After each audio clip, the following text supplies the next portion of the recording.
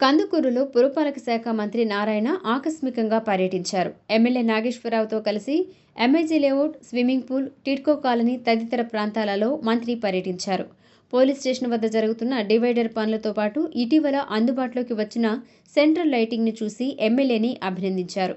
అనంతరం మంత్రి మీడియాతో మాట్లాడుతూ కందుకూరు అభివృద్ధికి ఎమ్మెల్యే చేస్తున్న కృషి అభినందనీయమన్నారు. నియోజకవర్గం అభివృద్ధి కోసం ఎమ్మెల్యే చాలా కష్టపడుతున్నారని పేర్కొన్నారు.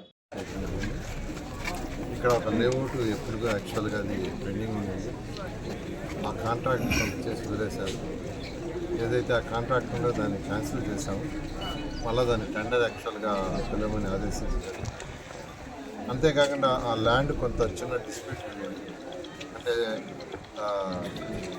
సబ్ డివిజన్ సరిగా చేయక సబ్ డివిజన్ ప్రాబ్లం వల్ల ఎండోమెంట్ వాళ్ళు యాక్చువల్గా దాన్ని క్వరీ చేశారు. దాన్ని యాక్చువల్గా సెక్రటరీ గారితో కలెక్టర్తో మాట్లాడి క్లియర్ చేసాము. ఇప్పుడు క్లియర్ అయిపోయింది. ఎటువంటి లీగల్ ప్రాబ్లం లేదు. ఇప్పుడు టెండర్ పిలిచి ఇమ్మీడియట్గా దాన్ని చేయమని వాళ్ళు యాక్చువల్గా నుడా డీసీ గారికి సెక్రటరీ గారికి ఆదేశించాం. దాన్ని వెంటనే టేకప్ చేస్తారు. అదేవిధంగా టిడ్కో హౌసెస్ 2014-19లో ఎంతో ప్రతిష్టాత్మకంగా పేదవాడు చక్కగా మంచి ఇళ్లలో ఉండాలని ఆ రోజు కట్టడం.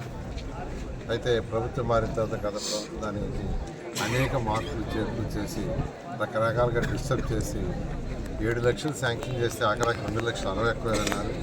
ఇందులో కూడా 2,61,000లో కూడా ఒక 50,000 కూడా పూర్తి చేయకుండా వదిలేసిపోయారు.